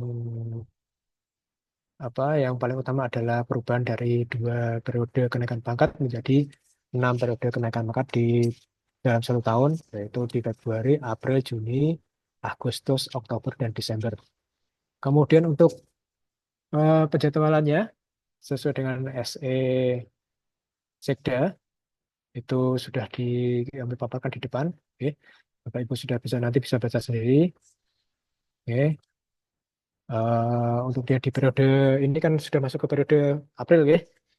Itu untuk pengusulannya bisa dilaksanakan mulai dari 1 Februari sampai dengan tanggal 24 Februari. Kemudian untuk penetapan SK-nya kami menargetkan sampai dengan tanggal 31 Maret. Tapi kami memiliki target tersendiri bahwa untuk kenaikan pangkat di Kabupaten Jepara sedapat mungkin bisa tepat gaji. Jadi Bapak Ibu sekalian dapat menerima perubahan gaji sesuai dengan TMT kenaikan pangkatnya. Misalnya kalau 1 April ya, 1 April nanti sudah mendapatkan kenaikan atau perubahan gaji sesuai dengan SK kenaikan pangkat masing-masing. Ini eh, ini dengan konsekuensi kami harus menetapkan atau menerbitkan SKKP itu di tanggal 10, maksimal di tanggal 10 bulan sebelumnya. Mana untuk pengusulan naikkan gaji itu kan tanggal 10 bulan sebelumnya itu harus sudah masuk. Jadi untuk periode 1 April ini kami menargetkan untuk KP yang menjadi kewenangan kami untuk menetapkan, di mana itu untuk golongan 3D ke bawah, itu kami memiliki target paling lambat tanggal 10 bulan Maret sudah kami tetapkan untuk SKKP-nya. Ini untuk periode-periodenya. Terus kemudian juga ini untuk di Perka atau Peraturan BKN 4 ini memang hanya diatur tentang perubahan periodenya. Terus kemudian untuk ketentuannya, jika usul KP melebihi dari jadwal yang telah ditetapkan, maka tidak akan diproses lebih lanjut. Ini bagi kami mungkin tidak masalah lagi karena kalau eh, telat diusulkan berarti masih bisa diusulkan di periode berikutnya yang tidak terlalu lama, ya. Kalau dulu kan kita harus di yang di 1 tahun hanya ada 2 periode kan kita harus menunggu 6 bulan nih untuk usul kenaikan bakat. Nah kalau sekarang ini kalau misalnya telat diusulkan di periode sekarang nanti tinggal 1 bulan, tunggu 1 bulan nanti bisa diusulkan lagi untuk di periode berikutnya. Terus untuk ini untuk tahapan prosesnya untuk yang kenaikan pangkat dari 1B sampai dengan 4C ini diusulkan melalui si ASN, sedangkan kalau untuk golongan 4D ke atas melalui aplikasi Siap. Ya, ini perbedaannya kalau untuk si ASN bisa melalui pengelola kepegawaian masing-masing, sedangkan untuk aplikasi Siap ini hanya dioperatori oleh BKD saja karena hanya yang memiliki kewenangan untuk eh, admin di aplikasi tersebut hanya dari BKD saja. Terus kemudian untuk tata caranya, KP diusulkan secara digital, terus kemudian penetapan pertek juga dilaksanakan secara digital, dan SK-SK-nya juga dilakukan secara digital. Ini mungkin tadi sudah dijelaskan oleh Mbak Eni ya. Terus kemudian ini mungkin sudah disinggung. Terus ini mungkin yang terakhir yang mungkin bisa kami sampaikan, eh, serta kami garis bawahi ya, bahwa di poin 13 ini monggo diperhatikan bersama bahwa penyelesaian proses KP ini tidak dipungut biaya sama sekali karena kita sudah berproses secara digital, semua serba dimudahkan, semua serba ditransparansikan, baik proses awal maupun sampai dengan SK, Bapak Ibu sudah bisa menerima melalui MyASAPK ASN masing-masing. Kami tegaskan sekali lagi bahwa untuk proses penyelesaian KP untuk PNS tidak dipungut biaya sama sekali. Baik itu juga termasuk juga pelayanan-pelayanan kepegawaian di BKD, seluruhnya kami sampaikan tidak dipungut biaya sama sekali. Mungkin itu eh, dari awal sampai dengan akhir yang bisa kami sampaikan. Monggo untuk nanti bisa kita diskusikan bersama. Nanti yang bisa ditanyakan, monggo ditanyakan. Semoga saya bisa menjawabnya. Terus kemudian kami mengingatkan lagi dari core values ASN ya tadi ya, untuk yang berakhlak tadi, mungkin yang saat ini relevan adalah core values nilai untuk adaptasi, Bapak Ibu.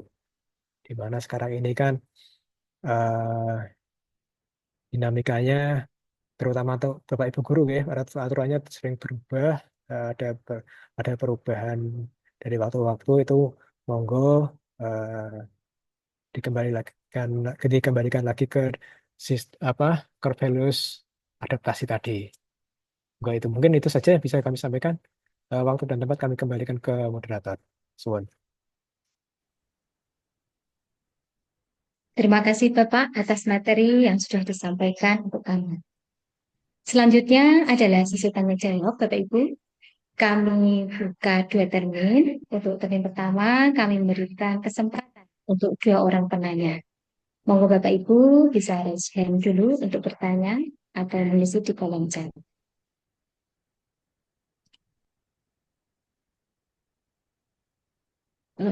Ada Pak Ferry? Monggo silakan Pak Ferry. Terima kasih sekali Bu Mas Riatun atas waktu yang saya minta. Ini sebenarnya tidak pertanyaan Bu, tapi lebih tepatnya konsultasi kepada Pak Yakaria terkait dengan Permen-Pan RB nomor 6 tahun 2022 dan Perkab BKN nomor 4 tahun 2023. Sebenarnya semua serba dimudahkan, ya termasuk sekarang syarat-syarat KP semua paperless semua, dan dulu periodenya cuma 1 tahun, sekarang sudah 6, ya. Tapi di sisi lain, ya, ada kegalauan ini mungkin di teman-teman buruh, ya. Kaitannya dengan tadi sebenarnya sudah disinggung oleh Pak Yakaria, yang notabene kita itu adalah melakukan penilaian kinerja, tetapi kita itu banyak yang belum bisa untuk mencapai kinerja yang maksimal. Nah, artinya apa? Karena sistem kita ini sebagian adalah guru, itu adalah AK kredit itu diperoleh dari konversi dari penilaian kinerja. Sedangkan apabila penilaian kinerja kita itu baik saja, itu paling cepat itu 4 tahun baru bisa naik tingkat. Nah, seperti itu. Mungkin justru malah ada yang mungkin 8 tahun bisa baru naik tingkat, itu ada nanti. Karena peraturan ini seperti itu. Nah, pertanyaannya atau konsultasi kita, bagaimana kiat-kiatnya Pak Yakaria agar kepala sekolah atau kita ini bisa menilai predikat baik, amat baik itu bagaimana? Karena itu sangat berkaitan dengan kenaikan tingkat pegawai. Mungkin itu dulu, Ibu Mas Riatun. Terima kasih untuk pertanyaannya. Untuk pertanyaan kedua, silakan Ibu Siti Soleha.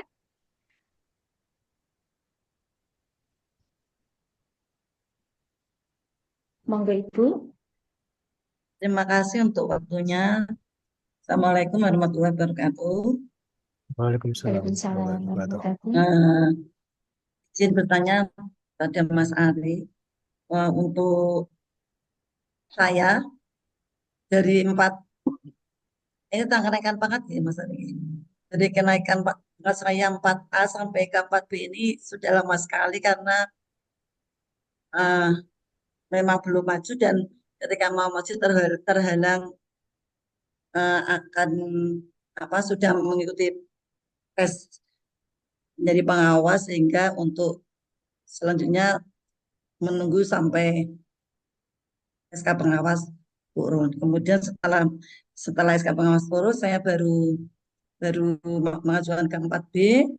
Kemudian ternyata dari nilai konversi yang saya dapat, nilai PAK saya itu banyak Mas Ari, karena mungkin terlalu lama dari 4A ke 4B-nya itu. Dan nilai untuk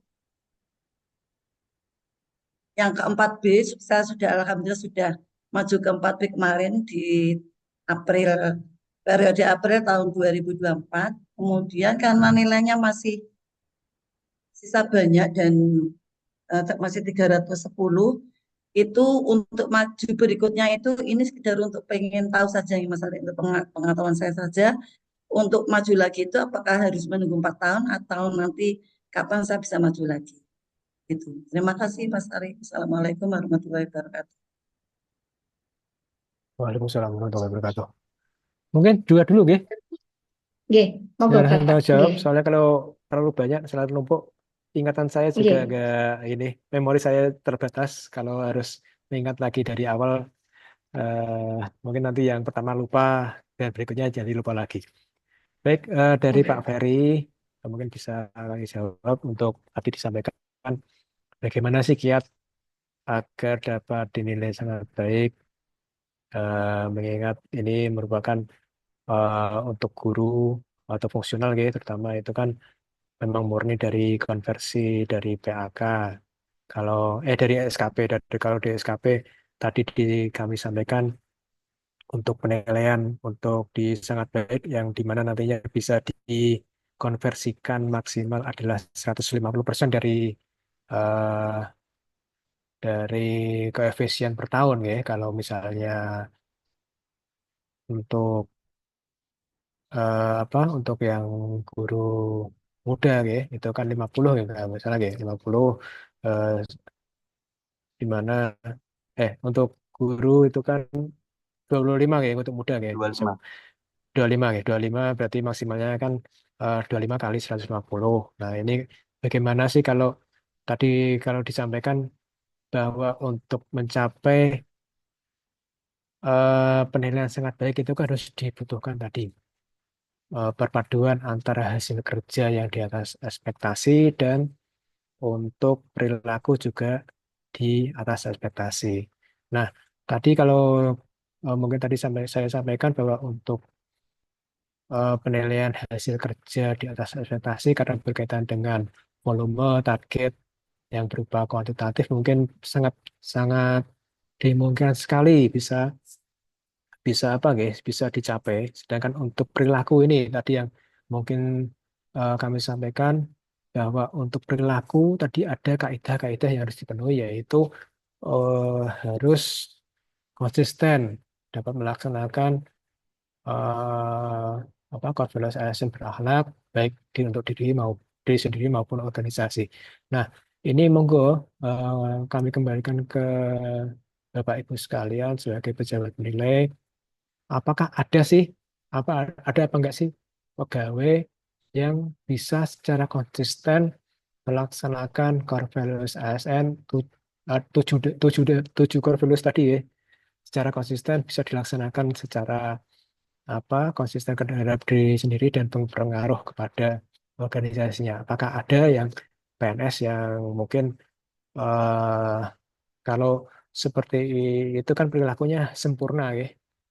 Sedangkan kesempurnaan itu kan kayak manusia susah sekali itu. Ini memang ini apa ya? Kalau untuk di atas ekspektasi seperti ini dari BKN sendiri juga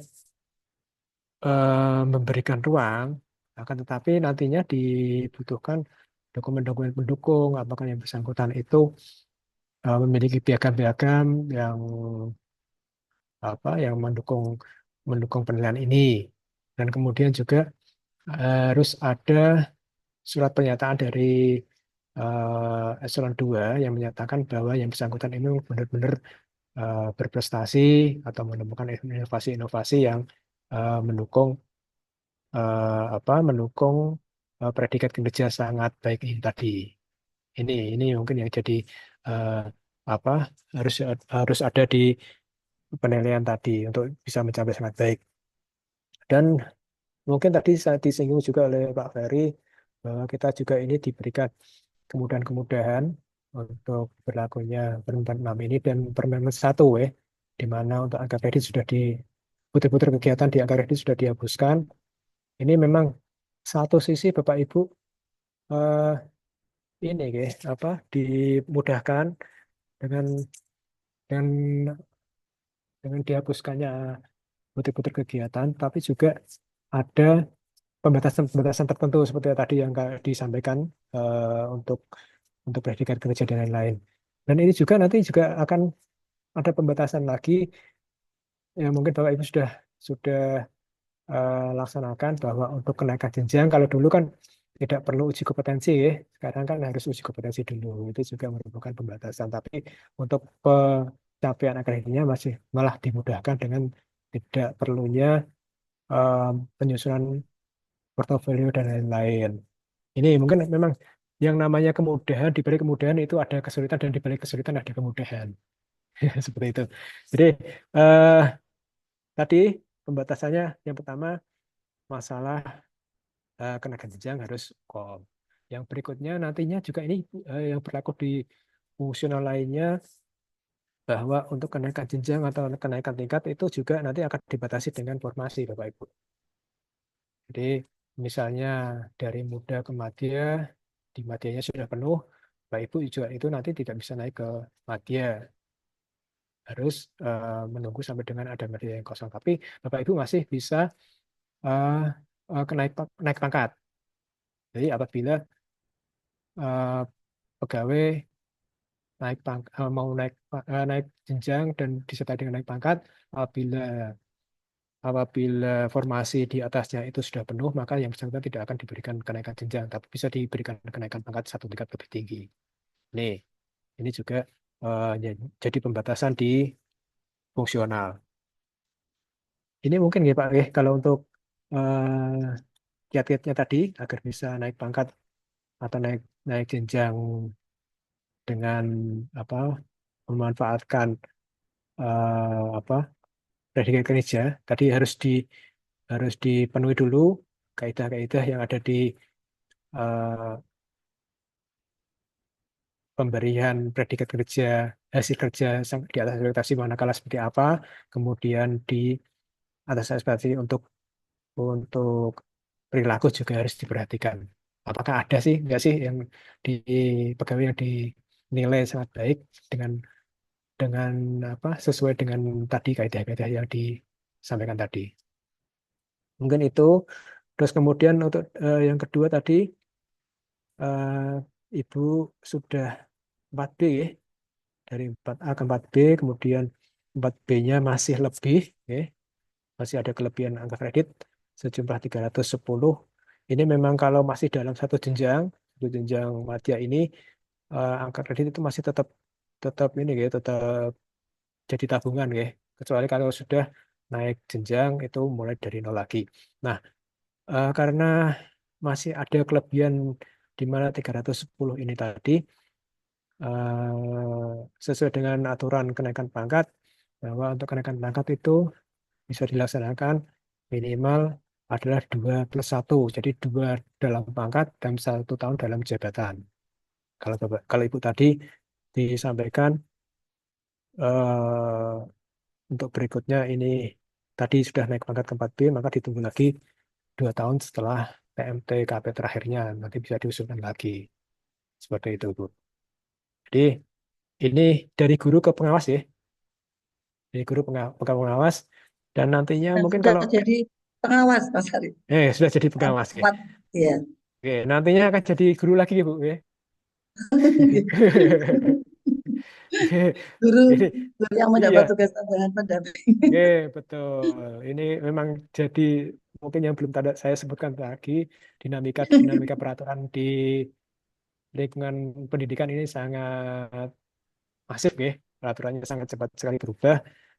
Dan mungkin itu juga kalau kami sependek pengetahuan saya ya, itu kayaknya kurang sinkronisasi atau harmonisasi dengan aturan lainnya. Ini mungkin kalau Bapak Ibu baca-baca dari aturan-aturan yang dikeluarkan oleh Kemendik Kemendik Putristek Mendik eh, ini nggih Mendik Dasmen nggih. Itu kan seperti ada yang kemarin itu peraturan menteri tentang redistribusi pegawai ke ini nggih, ke sekolah swasta ini kan kayaknya nggak sinkron dengan undang-undang ASN yang ada seperti itu. Mungkin itu eh, bisa dibuka pertanyaan lagi.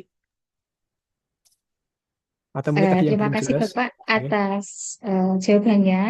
Berhubung waktunya eh, tinggal sedikit Bapak, jadi kami Oke. tutup sementara untuk Oke. pertanyaan, nggih, karena kami Oke. buka hanya termin satu saja. Nggih. Eh, Terima kasih kepada Bapak yang sudah menyampaikan materi, nggih. Sebagai penutup tanya jawab kami, mohon Bapak bersedia untuk memberikan closing statement-nya. Silakan Bapak. Waduh, saya nggak nyiapkan closing statement ya, Mbak. Iya, dari Ya mungkin sekedar pesan Bapak. saya aja sih. Nggih. Oke, pesan kami sih tadi sudah mungkin disinggung oleh Mbak Yani, oke. Untuk di pas di awal mungkin saya ikut mendengarkan juga bahwa sekarang ini kan sudah eranya era digital, oke. Era digital baik itu pengusulan kenaikan pangkat, terus kenaikan jenjang yang kemarin kami buka itu kan sudah menggunakan digital semua. Monggo Bapak Ibu, mungkin ini yang penting sekali eh, karena masing-masing kita sudah punya akun My ASN masing-masing. Nah itu monggo dicek di situ apakah data yang jenengan miliki di CSN itu sudah sesuai atau belum. Monggo apabila ada ketidaksesuaian monggo segera diremajakan. Ini untuk apa? Untuk nantinya agar memudahkan kita semua dalam eh, memproses perubahan-perubahan status di tempat Bapak Ibu. Apabila karena kunci dari usulan atau cepat atau tidaknya suatu usulan ini kami ambil contoh di kenaikan pangkat ya, itu kuncinya adalah eh, data lengkap Bapak Ibu, data lengkap kemudian valid, kemudian oh ya nggak kalah kalah pentingnya juga berkas Bapak, dokumen Bapak Ibu semua. Mohon kalau apabila ada perubahan status kepegawaian, ada produk dokumen kepegawaian, monggo segera eh, update atau diupdate di CSN maupun di aplikasi e-file.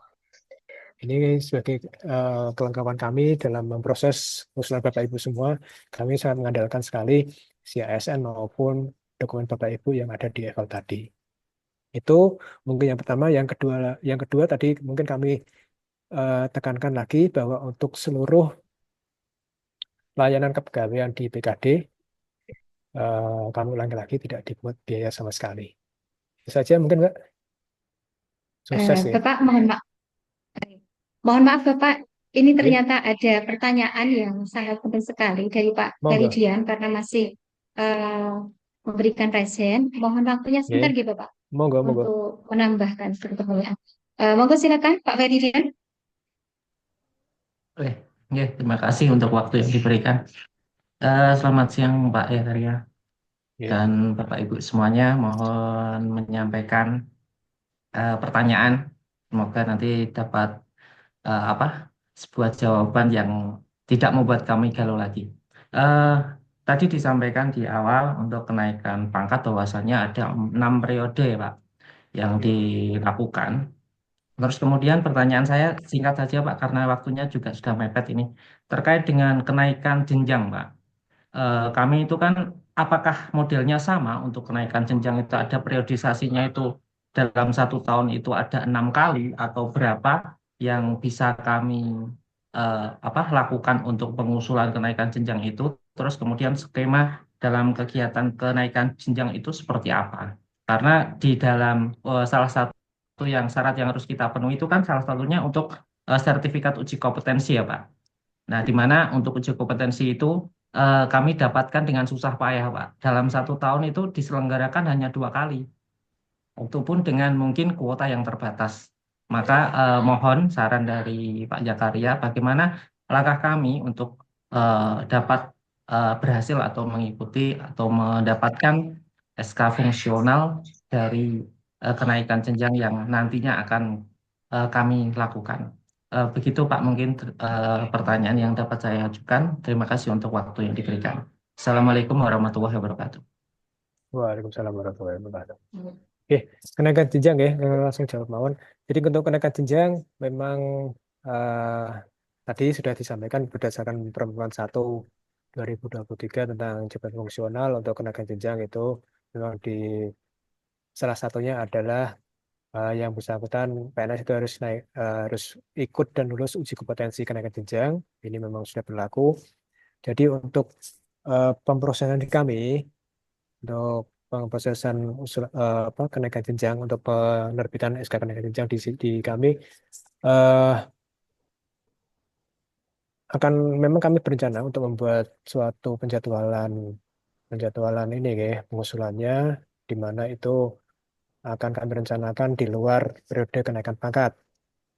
Ini karena kami juga karena di kenaikan jenjang di jabatan fungsional kalau sesuai dengan Permen 1 itu merupakan kaidah dari promosi dalam jabatan fungsional. Nah, ini dari BKN atau dari peraturan tersebut memang diamanatkan untuk kenaikan jenjang selain memiliki memiliki sertifikat uji kompetensi tadi juga harus melalui keputusan dari tim penilai kinerja. Jadi harus dirapatkan dulu oleh, kalau dulu namanya tim berperjakat Bapak Ibu.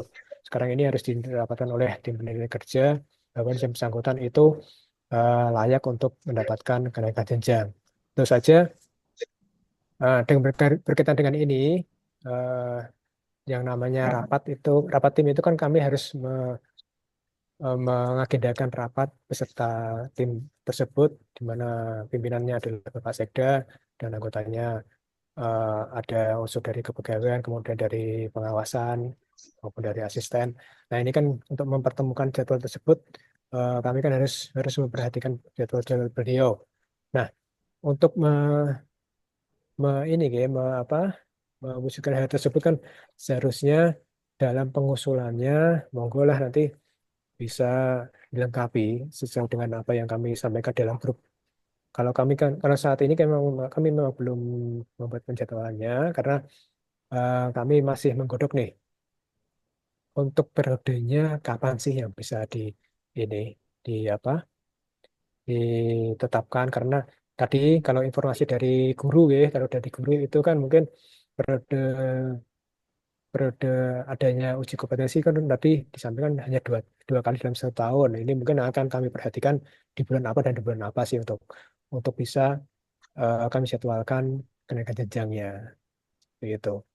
Jadi yang pasti eh, kemarin kita sudah untuk memproses kenaikan jenjang memang prosedurnya yang pertama adalah Bapak Ibu tadi ikut dan lulus uji kompetensi. Setelah itu dari kelulusan tadi Bapak Ibu menyampaikan usulan kepada kami beserta kelengkapan-kelengkapan lainnya termasuk juga PAK dan SKP itu untuk nanti untuk kita eh, apa sampaikan ke dalam tim penilai kinerja untuk pembahasan kenaikan jenjangnya. Nah, setelah itu, setelah ada keputusan dari tim tadi, karena kita karena kita ini adalah di saat ini PPK kita, pejabat penilai kinerja, pejabat pembina kepegawaian kita adalah PJ Bupati.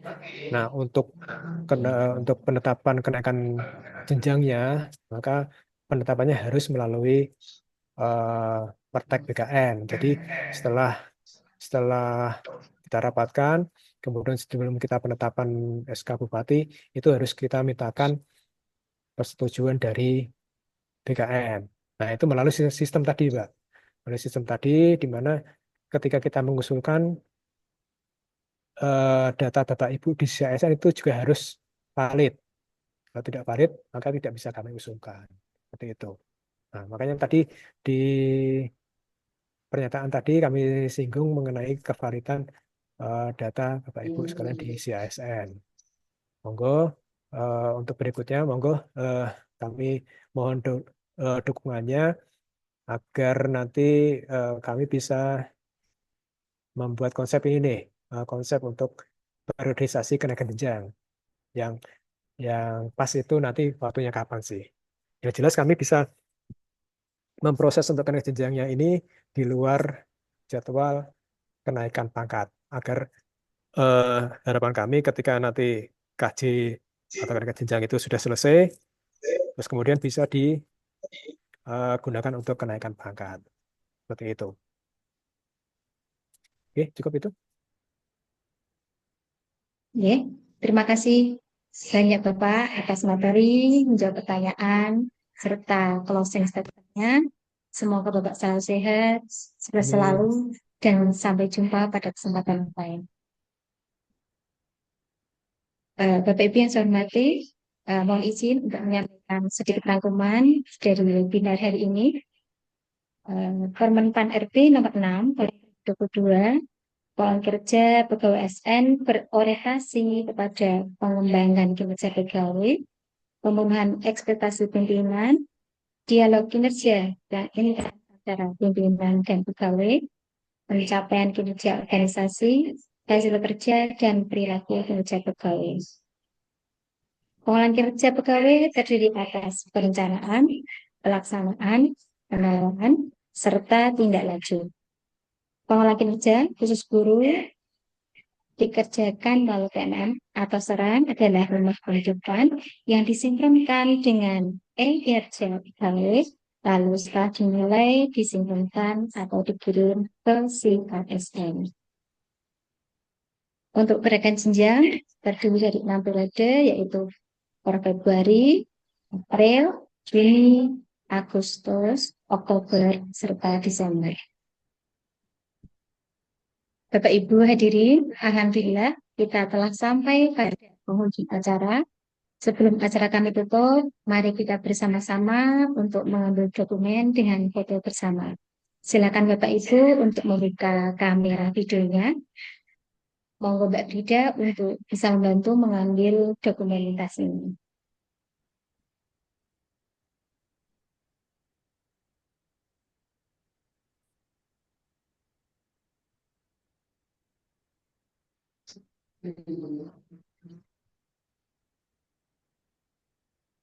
Sudah Mbak Frida? Sudah, Bu. Sudah nih. Terima kasih Mbak. Bapak Ibu yang kami hormati, demikian webinar pada hari ini. Terima kasih kepada semua pihak yang terkait atas terselenggaranya webinar pada hari ini. Saya sebagai moderator mohon maaf atas segala kekurangan selama proses webinar. Mari kita tutup dengan bacaan hamdalah bersama-sama. Alhamdulillah. Amin. Salam sehat untuk Bapak Ibu semua. Saya pamit undur diri. Wassalamualaikum warahmatullahi wabarakatuh. Waalaikumsalam warahmatullahi wabarakatuh. Pamit Bapak Ibu nggih. Terima kasih Bapak. Oke, Assalamualaikum. Bapak. Waalaikumsalam warahmatullahi wabarakatuh.